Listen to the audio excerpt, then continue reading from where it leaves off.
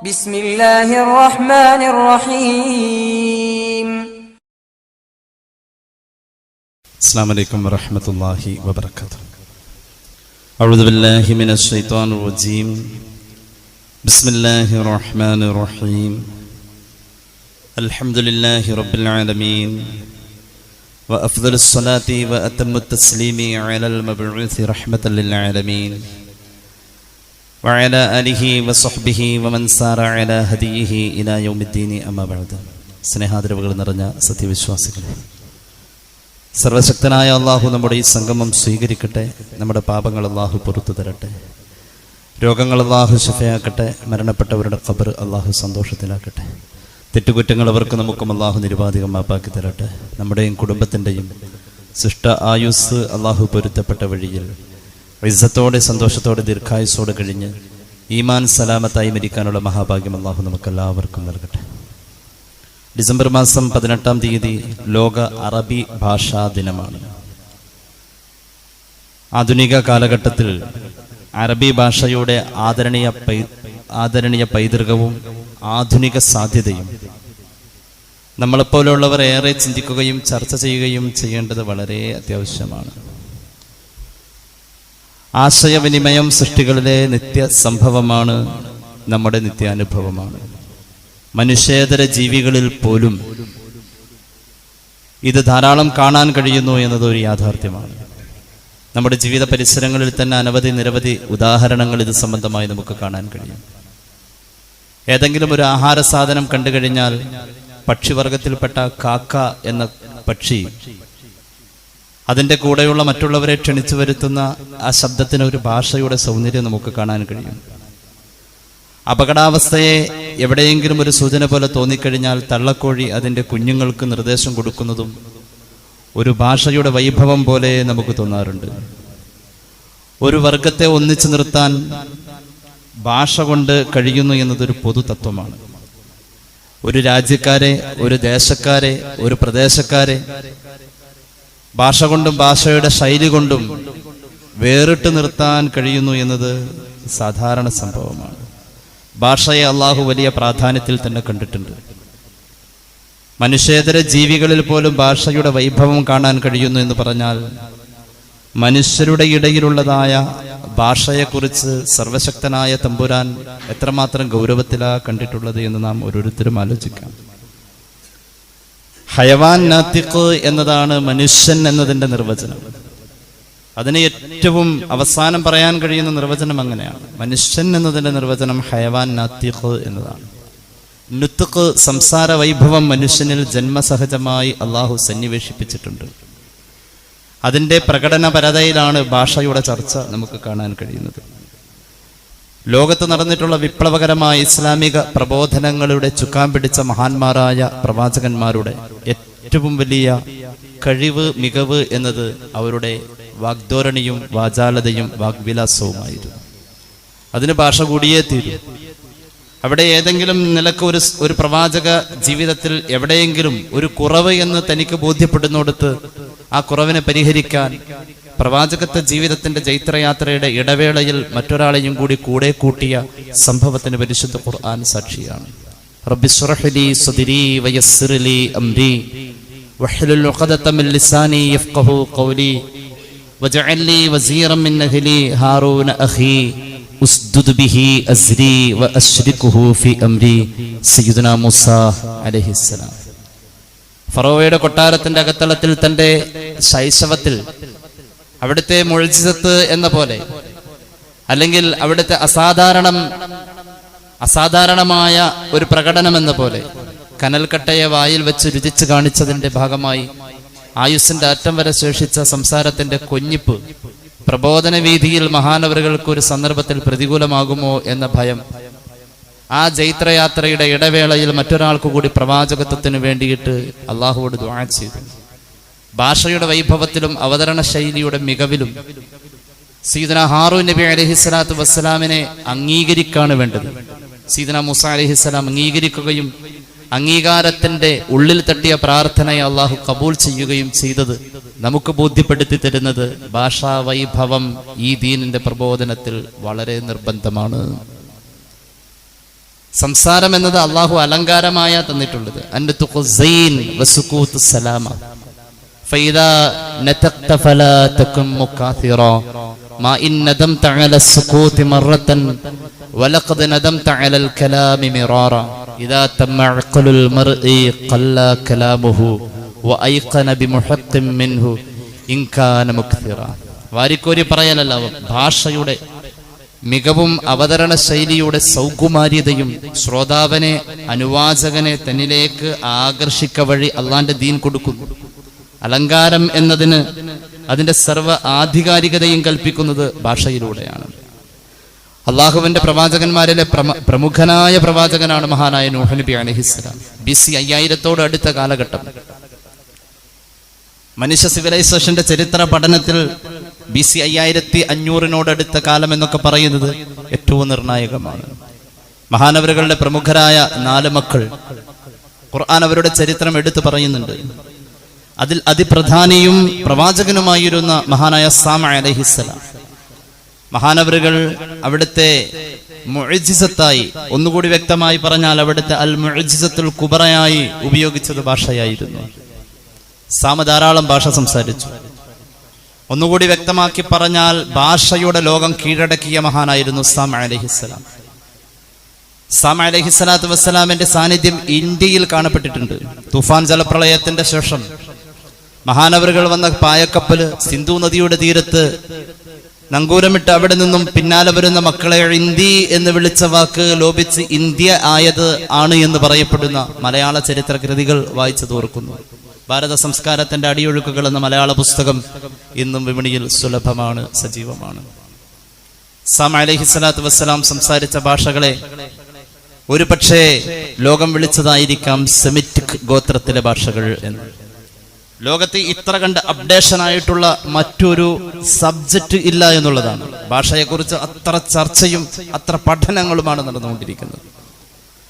സാമ അലൈഹിസ്സലാത്തു വസ്സലാമിന്റെ പ്രിയപ്പെട്ട സഹോദരൻ ഹാം ഭാഷയിൽ സഹോദരനോളം ഇല്ലേലും ഭാഷയിൽ മികവ് തെളിയിച്ച ആ കാലഘട്ടത്തിൽ ആഫ്രിക്കൻ ഭൂഖണ്ഡങ്ങളിലേക്ക് പോലും അള്ളാഹുവിന്റെ ദീനിന്റെ സഞ്ചാരമുണ്ടായി എന്ന് സംശയിക്കപ്പെടുന്ന ചരിത്രത്തിന്റെ പിതാവാണ്. അദ്ദേഹത്തിന്റെ പേരിലും ഭാഷാഗോത്രത്തിൽ ഒരു ഇടമുണ്ട്, ഹെമിറ്റിക് ഭാഷ. ഹാം സംസാരിച്ചത്. ഭാഷാശാസ്ത്രജ്ഞർ ലോകത്തുള്ള സർവ്വ ഭാഷകളെയും കാലഘട്ടം, സംസ്കാരങ്ങൾ, നാഗരികതകൾ ഇങ്ങനെ പലതിനെയും, അതുപോലെ തന്നെ കാലാവസ്ഥ വ്യതിയാനങ്ങൾ, ഇതിനൊക്കെ അടിസ്ഥാനപ്പെടുത്തി ക്രോഡീകരിച്ചുകൊടുത്ത് 14 ഗോത്രങ്ങൾ എന്ന് പറയുന്നുണ്ട്. അതിന് സാമിനും ഹാമിനും ഒക്കെ ഇടമുണ്ട്. ഞാൻ കൂടുതൽ വിശദീകരിക്കുന്നില്ല. മഹാന്മാരായ അള്ളാഹുവിന്റെ പ്രവാചകന്മാരിൽ പോലും ഭാഷയുടെ നൈപുണ്യമുണ്ടായിരുന്നു. ആദ്യ പ്രവാചകനായ ആദം അലൈഹിസ്സലാത്തു വസ്സലാമിനെ കുറിച്ച് നോക്കൂ. വഅല്ലമ ആദമൽ അസ്മാഅ എന്നല്ല പറഞ്ഞത്, കുല്ലഹാ. വസ്തുനാമങ്ങളെ ഏത് വിനിമയ മാർഗത്തിലും ആശയതലത്തിലും അവതരിപ്പിക്കാൻ ഭാഷ വേണം. എല്ലാം അള്ളാഹ് പഠിപ്പിച്ചു എന്ന് പറഞ്ഞാൽ ആദം അലൈഹിസ്സലാത്തു വസ്സലാമിന് വസ്തുനാമങ്ങൾ, ഒരു വസ്തുവിന്റെ നാമത്തെ പലയിടങ്ങളിൽ പലതായി ഉച്ചരിക്കപ്പെടുന്നതിനെ മുഴുവനും അള്ളാഹു പഠിപ്പിച്ചു. ആദം അലൈഹിസ്സലാത്തു വസ്സലാമിന്റെ ഭാഷാ വൈഭവത്തിന്റെ മുന്നിൽ വന്ദിക്കേണ്ടി വന്നു, ആദരിക്കേണ്ടി വന്നു മഹാന്മാരായ മലക്കുകൾ. ഫസജദൽ മലായികത്തു കുല്ലുഹും അജ്മഊൻ. ഭാഷയെ അംഗീകരിക്കലാണ്. ഇൽമിന്റെ നൈപുണ്യം, ഇൽമിന്റെ പ്രചരണം ഭാഷയാണ്. മന്തിക്കും മആനിയും എല്ലാം ഭാഷയോട് ചേർന്ന് അതിനെ മാറ്റുകൂട്ടുകയാണ്. വ്യാകരണത്തോടൊപ്പം തന്നെ ഭാഷാശാസ്ത്രവും തർക്കശാസ്ത്രവും ഗോളശാസ്ത്രവും മനുഷ്യ മനോമുഖരത്തിൽ വിജ്ഞാന ശാഖകൾ വിടർന്നു നിൽക്കുമ്പോൾ അതിന്റെ സർവ്വ സൗന്ദര്യത്തെയും ആവാഹിച്ചെടുക്കുന്ന ഏറ്റവും വലിയ അവതരണ ശൈലിയുടെ, ഏറ്റവും മനോഹരമായ ലിപിയിലൂടെ പരിശുദ്ധമായ ഖുർആൻ എല്ലാം ഉൾക്കൊണ്ടുകൊണ്ട് അള്ളാന്റെ കലാം, അള്ളാന്റെ സംസാരം എന്ന അങ്ങനെ നിൽക്കുന്നത്. കലാം, സംസാരം, ഭാഷ, അള്ളാഹുവിന്റെ ഭാഷ അറബി. ലോകത്തിങ്ങനെ ഭാഷയെക്കുറിച്ച് മതഭേദമന്യേ എല്ലാവരും ചർച്ചകൾ നടത്തിക്കൊണ്ടിരിക്കുന്നു, പഠനങ്ങൾ നടത്തിക്കൊണ്ടിരിക്കുന്നു. അള്ളാഹുവിന്റെ കലാമായ ഖുർആൻ ഇതിലേക്ക് എത്ര കണ്ട് പ്രോത്സാഹിപ്പിക്കുന്നു എന്നതും ചിന്തനീയമാണ്. മനുഷ്യരുടെ സംസാരങ്ങളും ഭാഷകളും ലോകത്ത് നിത്യ ചർച്ചയായി തുടരുമ്പോൾ ഖേദകരമെന്ന് പറയട്ടെ, നമ്മുടെ സംസ്ഥാനത്ത് സാധാരണക്കാർക്ക് പ്രയാസമാകുന്നത് നമ്മുടെ സംസ്ഥാനത്തിനൊരു ഭരണഭാഷ ഇല്ല എന്നുള്ളതാണ്. പൂർണ്ണമായും മലയാളത്തിലായിട്ടില്ല. അതൊരു വലിയൊരു സങ്കടവുമാണ്, സത്യവുമാണ്. അതുകൊണ്ട് സാധാരണക്കാര് അവരുടെ ആവശ്യങ്ങൾക്ക് ഈ ഭാഷയ്ക്കപ്പുറത്തേക്ക്, മലയാള ഭാഷയ്ക്കപ്പുറത്തേക്ക് പലതിനെയും ആശ്രയിക്കേണ്ടിയിരിക്കുന്നു. എന്തിനേറെ നിക്കാഹിന്റെ ഫോമുകളിൽ പോലും ചില മഹലുകളിൽ ഇംഗ്ലീഷ് നിർബന്ധമായി വരുന്നുണ്ട്. ഇംഗ്ലീഷ് ഭാഷ അടിസ്ഥാനപരമായി അതിനൊരു ലിപിയില്ലാത്തതാണ്.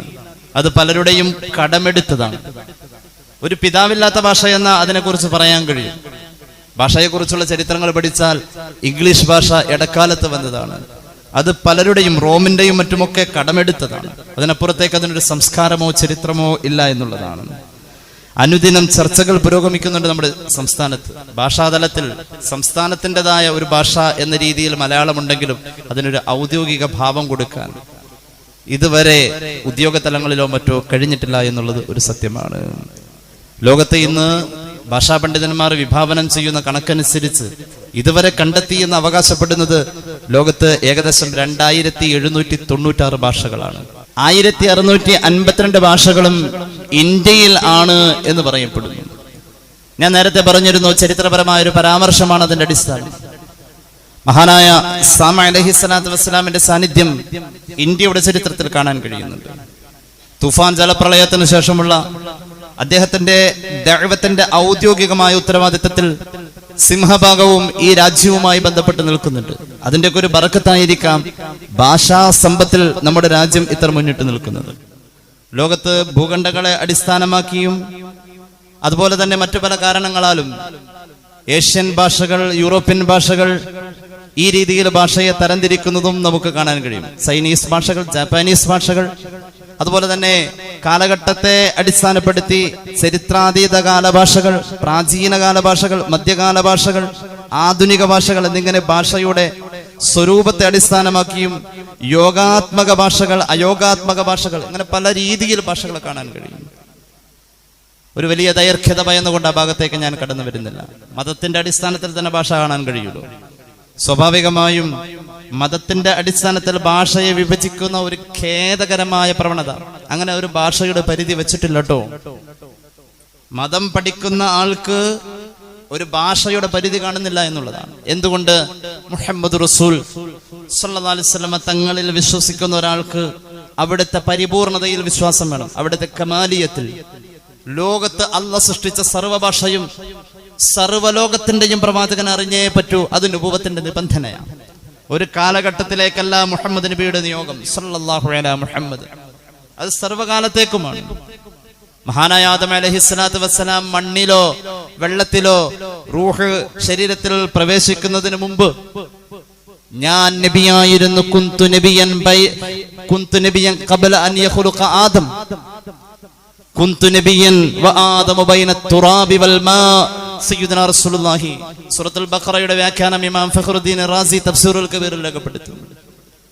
കാലഘട്ടത്തിനതീതമായ എത്രയോ ദൈർഘ്യതയുള്ള പ്രവാചകത്വത്തിന്റെ വിശാലതയിൽ സർവ്വ സൃഷ്ടികളുടെയും സർവഭാഷയും സൃഷ്ടിപ്പിന്റെ പരിപൂർണത ഉള്ള മുഹമ്മദ് നബിയിൽ മഹാനായ സുലൈമാൻ നബിക്ക് ജീവജാലങ്ങളുടെ ഭാഷ അറിയാമെങ്കിൽ അതും അറിഞ്ഞേ പറ്റൂ. കാരണം ഖുർആൻ തന്നെ പറഞ്ഞിട്ടുണ്ട്, ഏതൊരു പ്രവാചകത്വ നിയോഗവും ഏതെല്ലാം വിശാലതയിൽ ഉൾക്കൊള്ളുന്നുവോ അവിടെയുള്ള സർവഭാഷകളും ആ പ്രവാചകത്വത്തിൽ അള്ളാഹു ഏൽപ്പിച്ചിട്ടുണ്ട് എന്ന്. അങ്ങനെയെങ്കിൽ ഹബീബായ നബി കരീം സല്ലല്ലാഹു അലൈഹി വസല്ലം തങ്ങൾക്ക് എല്ലാ ഭാഷയും അറിയാമായിരുന്നു എന്നുള്ളതാണ്. പിന്നെ അതിന്റെ പ്രകടനപരതയുടെ ആവശ്യാനുസരണമാണ് ചരിത്രത്തിൽ അതിനെ ഉദ്ധരിക്കാൻ കഴിയും.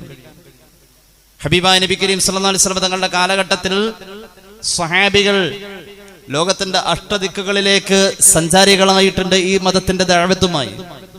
എന്തേ അവർക്ക് ഭാഷ, അവരുടെ മൗനം തന്നെ ഒരു ഭാഷയായിരുന്നു. ഭാഷ എന്ന് പറഞ്ഞാൽ പലതാ. ചില നോട്ടങ്ങൾ, തുറിച്ചുള്ള നോട്ടങ്ങൾ, അതിനൊരു 1000 പ്രഭാഷണത്തിന്റെ ശക്തിയാണ്. ചില മൗനങ്ങൾ 1000 പ്രഭാഷണത്തിന്റെ ശക്തിയാണ്. അതും ഒരു ഭാഷയാണ്. നോട്ടത്തിനൊരു ഭാഷ, ചിരിക്കൊരു ഭാഷ, ഒരർത്ഥം വെച്ചുള്ള ഒരു ചിരി എന്ന് പറയും.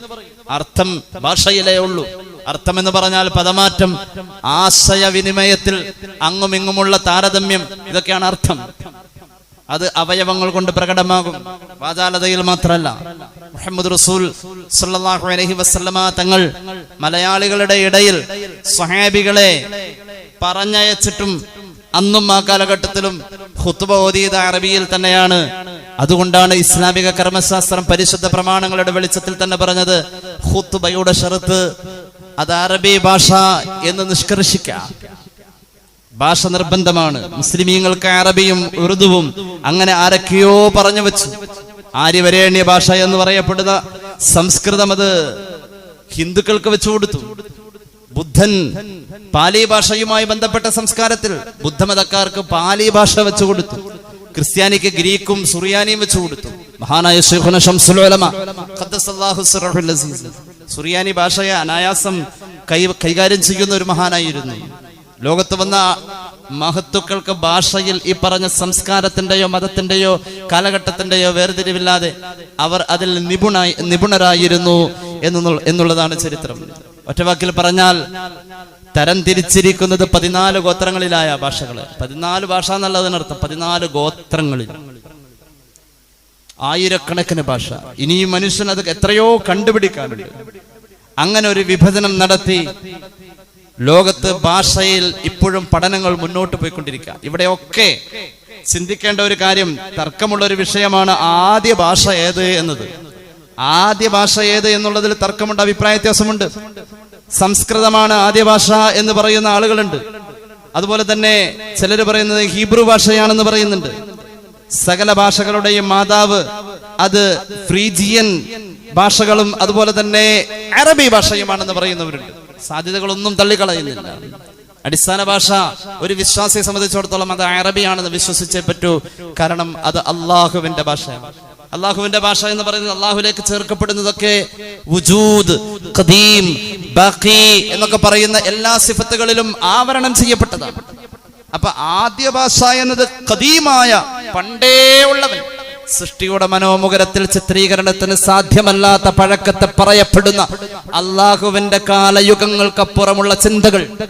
അള്ളാഹ് എന്ന ചിന്തയിൽ കാലമോ യുഗമോ ഇല്ല. അവൻ അവാജ്യമാ, അവൻ മനുഷ്യ ഭാവനകളിലല്ല, സ്നേഹത്തിലും ഈമാനിലും ഹൃദയത്തിന്റെ അകത്ത് ഉൾക്കൊള്ളാനേ കഴിഞ്ഞു. അവന്റെ സൃഷ്ടികളുടെ സൃഷ്ടി തലങ്ങളിൽ പോലും അവൻ പ്രത്യക്ഷമാവൽ പ്രയാസം. ലൻ തറാനി, എന്നെ കാണാൻ പറ്റില്ല എന്നാ പറഞ്ഞത് സയ്യിദുനാ മൂസ നബിയോട്. അത്രത്തോളം വിശാല വിസ്തൃതിയുള്ള അല്ലാഹ് എന്ന ഒരു വലിയ സങ്കല്പം. അവന്റെ അർശിനെ പറ്റി പോലും പറഞ്ഞത് അലീം എന്നാണ്. അള്ളാഹിനെ പറഞ്ഞത് അൽ അഅല എന്നാണ്, അൽ അലീം എന്നാണ്. അവന്റെ അർശിനെയും പറഞ്ഞത് അലീം എന്നാണ്. ആ അള്ളയുടെ എത്രയോ അപ്പുറത്തുള്ള എന്നേ ഉള്ളവൻ, പണ്ടേ ഉള്ളവൻ. ആ പണ്ട് എന്നതിനൊരു പരിധിയില്ലാത്ത പണ്ട്. അവിടുന്നേ ഉള്ളവന്റെ ഭാഷ അറബി, അവന്റെ കലാം അറബിയിൽ, അവന്റെ ആ കലാം സുറിയാനി, അവന്റെ കലാം എബ്രാനി, അങ്ങനെ പലതിലും വന്നിട്ടുണ്ട്. പക്ഷെ ഏറ്റവും അടിസ്ഥാനപരമായ അവന്റെ കലാം അറബിയ, അതത്രയും പഴക്കമുണ്ട്. അപ്പോ ആദ്യ ഭാഷ എന്നത് വിശ്വാസി പറയും അത് അറബി ഭാഷ എന്ന. വ്യാപകമായ മുന്നേറ്റം ലോകത്തൊരു നിത്യവിസ്മയമാണ്, അതെല്ലാവരും അംഗീകരിക്കുന്നു. അറബ് സംസ്കാരത്തിന്റെ വ്യാപനം എല്ലാ ഭാഷകളിലുമുണ്ട്. അറബ് ഭാഷയിൽ നിന്നും പലതിനെയും മലയാളം തന്നെ കടമെടുത്തിട്ടുണ്ട്. നമ്മൾ പറയും കരാർ എഴുതാൻ പോയി എന്ന് പറയും. കരാർ, ഉറപ്പ്, തഹസീൽദാർ, ബാക്കി വന്നത് ബാക്കി, ഇതൊക്കെ അറബിയിൽ നിന്നും ഇങ്ങോട്ട് നമ്മൾ സാംശീകരിച്ചെടുത്തിട്ടുള്ള ഒരുപാട് നല്ല സംസ്കാരങ്ങളിൽ നിന്നും ഭാഷയുടെ ഇത്തരത്തിലുള്ളതായ ചില പൈതൃക രൂപങ്ങളെയും നമ്മൾ കടമെടുത്തിട്ടുണ്ട്. മലയാള നാട്ടിൽ അറബി വ്യാപകമായിരുന്നു. മഹാന്മാരായ സ്വഹാബത്തിന്റെ വരവ്, അറബി ഭാഷയുടെ മുന്നേറ്റം, അവരുടെ ആശയവിനിമയങ്ങൾ. ആദ്യ സന്ദർഭത്തിൽ തന്നെ ഭാഷ അറിയുന്ന ഒരു പരിഭാഷകനില്ലാതെ തന്നെ സരമാൻ ചക്രവർത്തിയോട് ശീതീകരിച്ച കൊട്ടാരത്തിന്റെ അകത്തളത്തിൽ മൗനാവൃതമായ മുഖങ്ങൾ 1000 പ്രഭാഷണങ്ങൾ വാചാലമായി. അന്നവരുടെ വാചാലതയിൽ കിളിർത്തു വന്ന പ്രബോധനത്തിന്റെ സുഗമമായ ഒഴുക്കിൽ അവർക്കിവിടെ ഇരിക്കാൻ, ഇരിപ്പിടം, കുടിക്കാൻ ഇളനീര്, പള്ളി കയറ്റാൻ പറമ്പ്, വിവാഹ ജീവിതത്തിലേക്ക് അന്തർജനങ്ങളായ സഹോദരിമാർ പോലും ആഴ്ചകളുടെ ഇടവേളകളിൽ സാധ്യമായി. ഭാഷയുടെ വൈഭവം വൈകാരികമായി പ്രകടിപ്പിക്കാൻ അള്ളാന്റെ ദീൻ അവരുടെ ഉള്ളിൽ കൊടുത്ത ഒരു വലിയ കരുത്ത്. ഭാഷ വിശ്വാസത്തോടെ ഏറെ ചേർന്ന് നിൽക്കാം. എന്തേ നിസ്കാരത്തിന് വേറെ ഭാഷ പറ്റില്ലായിരുന്നോ?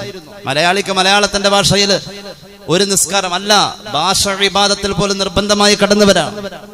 അത്രത്തോളം ഈ മതം ചേർത്ത് പിടിച്ചു ഭാഷയെ.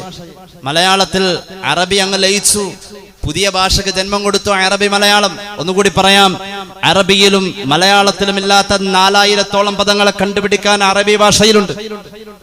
ഒരു പുതിയ ഭാഷ, അത് ഉറുദുവിനോട് അത് ഹിന്ദിയോട് ചേർന്ന് ഉറുദു ജന്മം കൊണ്ടു, തമിഴിനോട് ലയിച്ചു. അങ്ങനെ അറബി തമിഴുണ്ടായി. മഹാനായ ഖാദി മുഹമ്മദ് ഖദ്ദസല്ലാഹു സിറഹുൽ അസീസ്, ഷെയ്ഖ് മുഹീദ്ദീൻ അബ്ദുൽ ഖാദിർ അൽ ജീലാനി ഖദ്ദസല്ലാഹു സിറഹുൽ അസീസ് തങ്ങളുടെ ചരിത്രത്തെ, അതായത് ഇക്കഴിഞ്ഞ 8 നൂറ്റാണ്ടുകൾക്ക് മുമ്പ് വന്ന പ്രബോധന വീതിയിലെ ഒരു വിസ്മയമായ ഷെയ്ഖ് മുഹീദ്ദീൻ തങ്ങളെ അവതരിപ്പിക്കുന്ന ഭാഷയിൽ പല ഭാഷകൾ കടന്നു വന്നിട്ടുണ്ട്. തമിഴ്, മഹാനായ മുഹീദ്ദീൻ ഷെയ്ഖിന്റെ ജീവിത ചരിത്രത്തെ കുറിക്കുന്ന കുറിപ്പുകൾ മുഹീദ്ദീൻ മാല എന്നറിയപ്പെടുന്നത് ഏകദേശം 30-ൽ പരമുണ്ടെന്നാ പറയുന്നത്. അതിൽ ഖാദി മുഹമ്മദിന്റെ മാത്രമാണ് നമ്മൾ കേട്ടിട്ടുള്ളത്. തമിഴകത്തിൽ മുഹീദ്ദീൻ ഷെയ്ഖിന്റെ കീർത്തനങ്ങൾ എത്രയെത്ര ഭാഷകളിൽ നിന്നും കടമെടുത്ത് അവിടെ എത്തിയിട്ടുണ്ട്. ഒരു ചരിത്രത്തിന്റെ ഉദ്ധരണി എന്ന അടിസ്ഥാനത്തിലാണ് ഞാനത് പറഞ്ഞത്. മഹാനായ മൊയ്ൻകുട്ടി വൈദ്യരുടെ ഹിജ്റ എന്ന കവിതാ സമാഹാരം 6 ഭാഷയാണ്. 6 ഭാഷ. പല പഴയകാലത്തെ കിസ്സകൾ, ബദർ കിസ്സ പാട്ടുകൾ, എത്ര ഭാഷയാ അതിലുള്ളത്? അറ്റ്ലീസ്റ്റ് നമ്മുടെ മദ്രസകളിൽ പോലും അറബി മലയാളം എന്ന് പറയുന്ന ആ മനോഹരമായ സിലബസിൽ കാണപ്പെടുന്ന ആ ഉച്ചാരണങ്ങളെ ഉന്മൂലനം ചെയ്തുകൊണ്ട് ദീനിനെ പരിഷ്കരിക്കാൻ വരുന്ന പരിഷ്കർത്താക്കൾ പച്ച മലയാളത്തെ അച്ചടിക്കുന്നിടത്ത് ഈ മതത്തിന്റെ ഒരു വലിയ മൂല്യത്തെയാണ് നഷ്ടപ്പെടുത്തുന്നത്. അറബി ഭാഷയുടെ പൈതൃകത്തെ മതത്തോട് ചേർത്ത് പിടിച്ച് ചിന്തിക്കണമെന്ന് പറയുന്ന ആ ഒരു സംസ്കാരത്തിൽ നിൽക്കുന്നവരാണ് ഞാനിത് പറയുന്നത്. അതിനൊന്നും പരിഷ്കാരം എന്നല്ല പറയാ.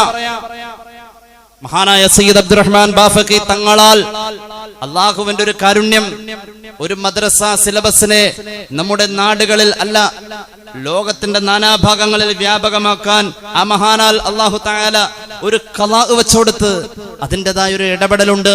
സമസ്ത കേരള ഇസ്ലാം മത വിദ്യാഭ്യാസ ബോർഡിന്റെയും മറ്റുമൊക്കെയുള്ള ആ കരിക്കുലത്തിലൂടെ അറബി മലയാളത്തിന് കൊടുക്കുന്ന പ്രാധാന്യത്തെ നാം ആ അർത്ഥത്തിൽ തന്നെ മനസ്സിലാക്കണം.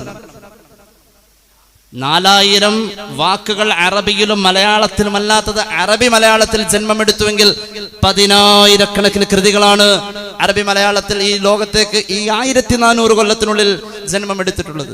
അത്രത്തോളം അറബി ഭാഷയുടെ സ്വാധീനം വലുതാണ്. സ്വഹാബികളുടെ സമ്പർക്കം മൂലം ഇസ്ലാമേതര വിശ്വാസികളിൽ പോലും അറബി ഭാഷയുടെ സ്വാധീനമുണ്ടായി. മതഭേദമന്യ മലയാളത്തിൽ പോലും ധാരാളം അറബി വാക്കുകൾ. ഇങ്ങനെ നാം ചിന്തിച്ചു കഴിഞ്ഞാൽ രചനകൾ, കീർത്തനങ്ങൾ, സീറകൾ, ചരിത്രങ്ങൾ പുതിയ തലമുറക്ക് സൂക്ഷിച്ചു കൊടുക്കാനും അത് പഠിപ്പിച്ചു കൊടുക്കാനും പുതിയ ആളുകൾക്ക് കഴിയണം. അതെങ്ങനെ? അറബി മലയാളത്തിന്റെയും അറബി തമിഴിന്റെയും സമഞ്ജസമായ സമന്വയ രൂപമായ മാലകൾ അതിന് ശിർക്കിന്റെ മുദ്രകുത്തി കുഫറിന്റെ കുപ്പത്തൊട്ടിയിലേക്ക് വലിച്ചെറിയുന്നോടത്ത് എങ്ങനെയാ ഈ മൂല്യത്തെ കുറിച്ച് പറയാൻ കഴിയാ? ചരിത്രങ്ങൾ പാടുന്നോടത്ത് അതിനെ നമ്മൾ അകറ്റി നിർത്തി. കേരളത്തിൽ ഒരു അറബിക് സർവകലാശാലയുടെ സാധ്യതയ്ക്ക് വേണ്ടി എത്ര കണ്ട് പ്രാർത്ഥിക്കണം നമ്മൾ. എന്തേ നടന്നുകൂടെ?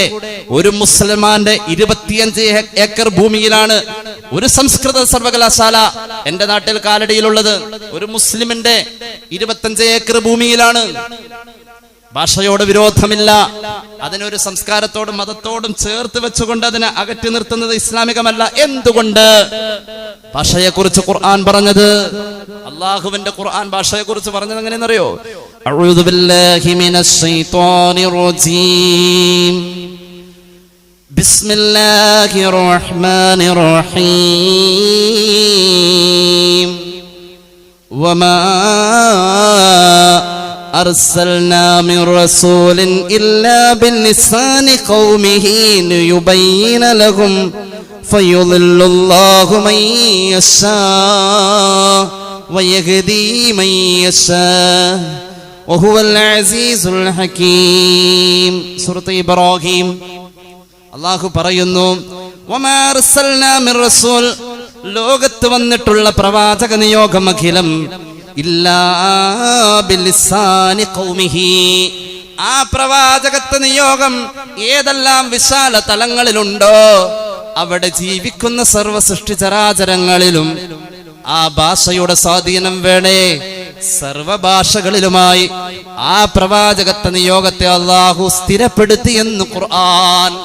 ഞാൻ ഈ പറയുന്നത് അഷ്റഫുൽ ഖൽഖിനെ കുറിച്ചാ, സല്ലല്ലാഹു അലാ മുഹമ്മദ്. സർവഭാഷയും അറിയാമെന്നല്ല ഈ ആയത്തിനർത്ഥം. അല്ലെങ്കിൽ തിരിച്ചു ചോദിക്കാം, ഈ ആയത്തിന്റെ അർത്ഥം അങ്ങനെ അല്ലെങ്കിൽ തിരിച്ചു ചോദിക്കാം സഹോദര.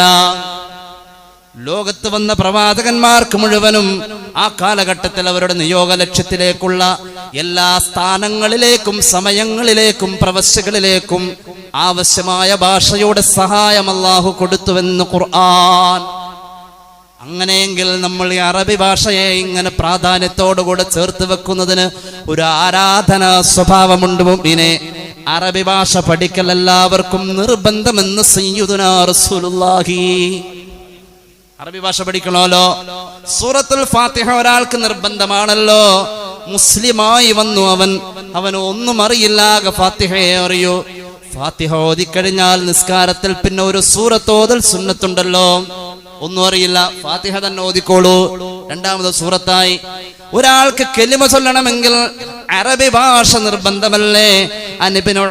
ഉമർ ഇബ്നുൽ ഖത്താബ് റളിയല്ലാഹു അൻഹു ഖാല റസൂലുള്ളാഹി, ഒന്നുകൂടി ഖാല റസൂലുള്ളാഹി, തഅല്ലമുൽ അറബിയ ഫഇന്നഹാ തുസ്ബിതുൽ അഖല വതസീദു ഫിൽ മുർവാ. അറബി ഭാഷ പഠിക്കണേ എന്ന് പുണ്യനബി സല്ലല്ലാഹു അലൈഹി വസല്ലം. എന്തുകൊണ്ടാ? അറബി ഭാഷയിലൂടെ ബുദ്ധിക്ക് സ്ഥിരത കിട്ടും, ബുദ്ധിയെ ഉറപ്പിച്ചു നിർത്തും. മനോഹരമായി ഖുർആൻ പാരായണം ചെയ്യുന്ന ആളുകൾക്ക് 60 വയസ്സിന് ശേഷം വരുന്ന ബുദ്ധിയുടെ ചിത്തഭ്രമ അവസ്ഥ ഒന്നും ഉണ്ടാവില്ലെന്ന് സൂഫിയാക്കൾ പറഞ്ഞതാ. നന്നായിട്ട് സ്ഥിരം ഖുർആൻ ഓതുന്ന ആള് ഓർമ്മ നഷ്ടപ്പെടൂലത്രേ. എന്റെ കുടുംബത്തിലുണ്ടായിരുന്നു മനോഹരമായി ഖുർആൻ ഹിഫ്ളോടുകൂടെ 7 ഭാഷയിൽ അതിനെ വ്യാഖ്യാനിക്കാൻ കഴിയുന്ന ഒരു മഹാപണ്ഡിതൻ, അള്ളാഹു ഖബർ വെളിച്ചാക്കട്ടെ. അദ്ദേഹത്തിന് വന്ന രോഗം ബ്രെയിനിൽ ക്യാൻസർ ആയിരുന്നു. എല്ലാ ഓർമ്മകളും പോയി. പക്ഷേ ഖുർആനുമായി ബന്ധപ്പെട്ട് അദ്ദേഹത്തെ സമീപിച്ചവരുടെ മുഖം മറന്നില്ല. ഒരിക്കൽ ഞാൻ ചെന്നപ്പോൾ എന്നോട് അദ്ദേഹം പറഞ്ഞു, മോനെ, നിനക്ക് ഹിഫ്ളുള്ള ഭാഗങ്ങൾ ഒന്നും ഓത് എന്ന് പറഞ്ഞു. എന്നെ മറന്നില്ല. എന്തുകൊണ്ട്? എന്നോട് ഖുർആനിക ബന്ധമുള്ളത്. അങ്ങനെ ഞാൻ ഓതിയോടുത്ത് തളർന്നു കിടക്കുന്ന ശരീരത്തിൽ തജീവീദിന്റെയോ അല്ലെങ്കിൽ ആ ആയത്തിന്റെ സബബുൻ നുസൂലുമായി ബന്ധപ്പെട്ട് പറയേണ്ട അവതരണത്തിന്റെയോ ഒരു സാഹചര്യം വരുമ്പോൾ 1000 ശക്തിയിൽ അദ്ദേഹത്തിനൊരു നവജീവൻ വരുന്ന മസ്മരികമായ അക്ഷരക്കൂട്ടങ്ങളായി പരിശുദ്ധ ഖുർആൻ ഒരു വലിയ ശാബ്ദിക മിശ്രണം തീർത്തു. ഖുർആൻ അറബിയോട് ചേർന്ന് നിന്നു. ജീവിതത്തിന്റെ ഒരറ്റം മുതൽ മറ്റേ അറ്റം വരെ ഖുർആൻ പാരായണത്തിലൂടെ അങ്ങനെ വരുന്ന മനുഷ്യന്റെ ബുദ്ധിക്ക് ഭ്രമം വരില്ലെന്ന് പുണ്യനബി സല്ലല്ലാഹു അലാ മുഹമ്മദ്. മാത്രവുമല്ല, വതസീദു ഫിൽ മുർവ, നിലവാരത്തിൽ വർധനവുണ്ടാവും, നല്ല സംസ്കാരം ഉണ്ടാവും. അറബി പഠിച്ചു. അല്ലെങ്കിലും ചില കാര്യങ്ങളിൽ അറബികളിൽ നല്ല സംസ്കാരം നമുക്ക് കാണാൻ കഴിയും. എങ്ങനെയാ? വാപ്പായും മോനും തമ്മിൽ ഒരഭിപ്രായ വ്യത്യാസമുണ്ട്. മോനൊന്ന് തല്ലാൻ അറബി വാപ്പ വരാണെ അസ്സലാമു അലൈക്കും എന്ന് പറഞ്ഞ് കൈ അങ്ങ് കൊടുത്തിട്ട് കൈ കൊടുത്ത് സലാം പറഞ്ഞതിന് ശേഷം മോനെ തല്ലു. ഒരു ഉദാഹരണമാണത്. അല്ലെങ്കിലോ എന്തെങ്കിലും ഒരു അത്ഭുതകരമായ ഒരു കാര്യം കണ്ടു കഴിഞ്ഞാൽ നമ്മളാണ് ഈ മൂക്കത്ത് കൈവച്ചിട്ടൊരു വലിയുണ്ട്, ഒരു ഹലാക്കിലെ വലി. അറബി അങ്ങനെയല്ല പറയാ മാഷാ അല്ലാ. അറബി പറയുന്നത് മാഷാ അല്ലാ, അറബി പറയുന്നത് ബാറക്കല്ലാ. അറബിയുടെ ഒരു സംസ്കാരം അത് വല്ലാത്തൊരു സംസ്കാരം തന്നെയാ. അത് അറബി ഭാഷയുടെ സംസ്കാരം എന്ന് പുണ്യനബി ഇമാം ബൈഹഖി അവിടുത്തെ ശുഅബിൽ ഈ ഹദീസ് പറയുന്നതായി കാണാം. ഇനി കാണാം മറ്റൊരു ഹദീസിൽ കാണാൻ ഇബ്നു അബ്ബാസ് റളിയല്ലാഹു അൻഹുമാ അന്ന റസൂലുള്ളാഹി സ്വല്ലല്ലാഹു അലൈഹി വസല്ലം ഖാല അഹിബ്ബുൽ അറബ ലിസലാസ്, നിങ്ങൾ അറബികളെ സ്നേഹിക്കണേ, അറബിയെ സ്നേഹിക്കണേ. അതിന് 3 കാര്യകാരണങ്ങളുണ്ടെന്ന് സയ്യിദുനാ റസൂലുള്ളാഹി. ഒന്നാമത്തേത് അന്നീ അറബിയുൻ, ഞാൻ അറബിയാണ്. വൽ ഖുർആന അറബിയുൻ, ഖുർആൻ അറബിയാണ്. വകലാമാഹിൽ ജന്നത്തി അറബിയുൻ, സ്വർഗ്ഗവാസി സംസാരിക്കുന്ന ഭാഷയും അറബി. സയ്യിദുനാ റസൂലുള്ളാഹി. എന്റെ പ്രിയമുള്ളവരെ, ലോകത്തെ സർവ്വ മുസ്ലിമീങ്ങളുടെയും ആരാധന ഭാഷയാ അറബി, പരിശുദ്ധ ഖുർആനിന്റെ ഭാഷയാ അറബി. ഇന്ന് ലോകത്ത് നിലനിൽക്കുന്ന ഏറ്റവും പഴക്കം ചെന്ന സെമിറ്റിക് ഭാഷയാ അറബി. മാത്രവുമല്ല, സെമിറ്റിക് ഭാഷകളിൽ ഏറ്റവും സജീവമായ ഭാഷയാണ് അറബി. ലോകത്തെ മൊത്തം ജനസംഖ്യയുടെ 42.2 കോടിയിലധികം ജനങ്ങൾ സംസാരിക്കുന്നവരുടെ ഒന്നാമത്തെ ഭാഷയാണ് അറബി. അതിലേറെ ആളുകൾ സംസാരിക്കുന്നവരുടെ രണ്ടാമത്തെ ഭാഷയാണ് അറബി. ലോകത്തുള്ളതായ 195 രാജ്യങ്ങൾ അംഗമായിട്ടുള്ള ഐക്യരാഷ്ട്രസഭ അംഗീകരിച്ചിട്ടുള്ള 6 ഔദ്യോഗിക ഭാഷകളിൽ 3-ാം സ്ഥാനത്തുള്ള ഭാഷയാണ് അറബി. ഇസ്ലാമിക നാഗരികതയുടെ കാലഘട്ടം എന്നറിയപ്പെടുന്ന അബ്ബാസിയ ഭരണകാലഘട്ടത്തിൽ ലോക അടിസ്ഥാനത്തിൽ ലോക ഭാഷയായി 1-ാം സ്ഥാനത്തായിരുന്നു അറബി. ലോക ജനസംഖ്യ അനുസരിച്ച് ലോകത്തെ 4-ാമത്തെ വിനിമയ ഭാഷയാണ് അറബി. ഓക്സ്ഫോർഡ്, കേംബ്രിഡ്ജ് ഉൾപ്പെടെയുള്ള ലോക സർവകലാശാലകളിൽ പ്രത്യേക വകുപ്പുകൾ സ്ഥാപിക്കപ്പെട്ടിട്ടുള്ള ഭാഷയാണ് അറബി. നിസ്സാര ഭാഷയല്ല അറബി. ലോകത്തുള്ള 30ഓളം രാജ്യങ്ങളിലെ ഔദ്യോഗിക മാതൃഭാഷയാണ് അറബി. ലബനാനിലെ ജനസംഖ്യയിൽ 40% വരുന്ന ക്രിസ്ത്യാനിയുടെ മാതൃഭാഷയാണ് അറബി. UN-ന്റെ സെക്രട്ടറി ജനറൽ ആയിരുന്ന ഈജിപ്തുകാരനായ ബൂത്രുസ് ഗാലി എന്ന് പറയുന്ന ക്രിസ്ത്യാനി സംസാരിക്കുന്ന അദ്ദേഹത്തിന്റെ മാതൃഭാഷയാണ് അറബി. നമ്മുടെ തൊട്ടടുത്ത ഗൾഫ് രാജ്യമായ ഒമാനിലെ ഹിന്ദുക്കൾ സംസാരിക്കുന്ന ഭാഷയാണ് അറബി. അങ്ങനെ ഒരുപാടുണ്ട്. ജൂതരാഷ്ട്രമായ ഇസ്രായേലിന്റെ 2-ാം ഭാഷയാണ് അറബി. ഇന്ത്യയിൽ നിന്നും ഏറ്റവും കൂടുതൽ ആളുകൾ ഇന്ന് പഠിച്ചുകൊണ്ടിരിക്കുന്ന ഭാഷ ഗൂഗിൾ എടുത്തു നോക്കൂ, അതാണ് അറബി. ഇതിന്റെ സാധ്യത വേണം, ഇത് കുടുംബങ്ങളിൽ വേണം, ഇത് പരിശുദ്ധ ഖുർആനിന്റെ സരളമായ പാരായണത്തിലൂടെ ഇണങ്ങി വരണം. നാവിൻ തുമ്പിൽ ഉമിനീരിനോട് ചേരണം, ആത്മാവിൽ സായൂജ്യമണയണം. അതൊരു സ്നേഹമാവണം, അതൊരു വൈകാരികമാവണം. അറബ് വേണം, മദ്രസ വേണം, അതിനുള്ളതായ ശ്രമങ്ങളിൽ കൂടണം. നമുക്ക് ഈ ഭാഷയെ നിലനിർത്തണം. ഭാഷ പഠിച്ചവർ അങ്ങുമിങ്ങും അറബി ഭാഷ ഉപയോഗിച്ചു തുടങ്ങണം. ഗൾഫ് സംസ്കാരങ്ങൾ മറക്കല്ലേ. ആ ജീവിതങ്ങളുടെ ഓർമ്മകളിൽ പരസ്പരം കാണുന്നവർ ഒരു 10 മിനിറ്റെങ്കിലും അറബി സംസാരിക്കാൻ ശ്രമിക്കണേ, മറ്റുള്ളവർക്ക് പഠിപ്പിക്കാൻ ശ്രമിക്കണേ.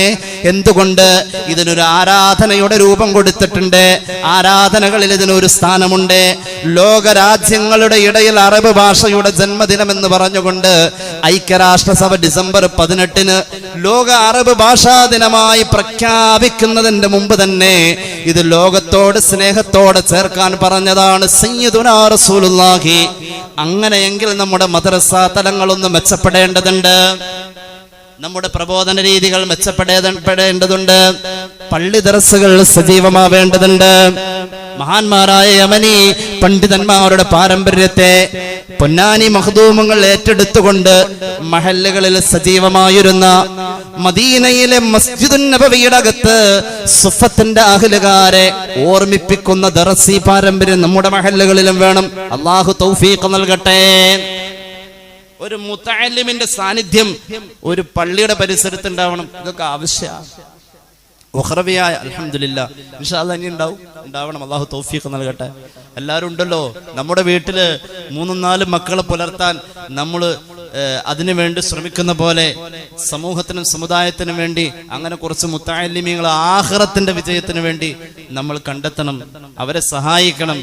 അവരുടെ കാര്യങ്ങളിൽ ഹിസാബിൽ പോലും ഇളവുണ്ടെന്നാണ് പുണ്യനബി സല്ലല്ലാഹു അലൈഹി വസല്ലം പഠിപ്പിച്ചത്. ഉഖ്റവിയായ മുത്തഅല്ലിം ഒരു ഖബറിന്റെ സമീപത്തോടെ നടന്നു പോയാൽ ആ ഖബറിന്റെ അദാബിൽ പോലും ലഘൂകരണം അല്ലാഹു കൊടുക്കുമെന്ന മഹാന്മാരായ അയിമത്ത് പറഞ്ഞിട്ടുള്ളത്. പരിശുദ്ധ ഖുർആന്റെ വ്യാഖ്യാനത്തിൽ ഇമാം ഫഖ്റുദ്ദീൻ റാസി ഒരു ഹദീസ് പറയുന്നതായി കാണാം. عن أنس بن مالك رضي الله عنه أنه قال قال رسول الله صلى الله عليه وسلم നിങ്ങൾക്കാരെങ്കിലും ഹബീബായ നബി നിങ്ങൾ പറയാണ്, നിങ്ങൾ ആരെങ്കിലും അല്ലാഹു നരകമോചനം ഉറപ്പ് കൊടുത്ത ഒരു വിഭാഗത്തെ കാണാൻ ആഗ്രഹിക്കുന്നുവെങ്കിൽ മൻ അഹബ്ബൻ യൻദുറ ഇലാ ഉതഖാഇൻ മിനൻ നാർ ഫലൻദുറ ഇലൽ മുതഅല്ലിമീൻ. പള്ളി ദർസിലോതുന്ന കുട്ടികളെ കണ്ടാൽ മതി. നരകമോചിതർ എന്ന് പറയുന്ന ഒരു വിഭാഗത്തെ കണ്ണോണ്ട് കാണാൻ ആഗ്രഹമുണ്ട്, അങ്ങോട്ട് നോക്കിക്കോളൂ എന്ന് സഹൽ ഫൈലി അല്ല പറഞ്ഞത്, സയ്യിദുനാ റസൂലുള്ളാഹി സ്വല്ലല്ലാഹു അലാ മുഹമ്മദ് സ്വല്ലല്ലാഹു അലൈഹി വസല്ലം. ഫവല്ലദീ നഫ്സി ബിയദിഹി മാ മിൻ മുതഅല്ലിമിൻ യതഖല്ലഫു ഇലാ ബാബി ആലിമിൻ ഇല്ലാ കതബല്ലാഹു ലഹു ബികുല്ലി ഖദ്മിൻ ഇബാദത്തസ്സന. ആ സബഖ് മാറാൻ വേണ്ടി ഉസ്താദിന്റെ വാതിൽക്കലേക്ക് ഒരു കുട്ടി നടന്നു പോകുമ്പോ അല്ലാഹു തആല ഓരോ ചവിട്ടടിക്കും 1 കൊല്ലത്തെ ഇബാദത്താ രേഖപ്പെടുത്താ എന്ന് പുണ്യനബി.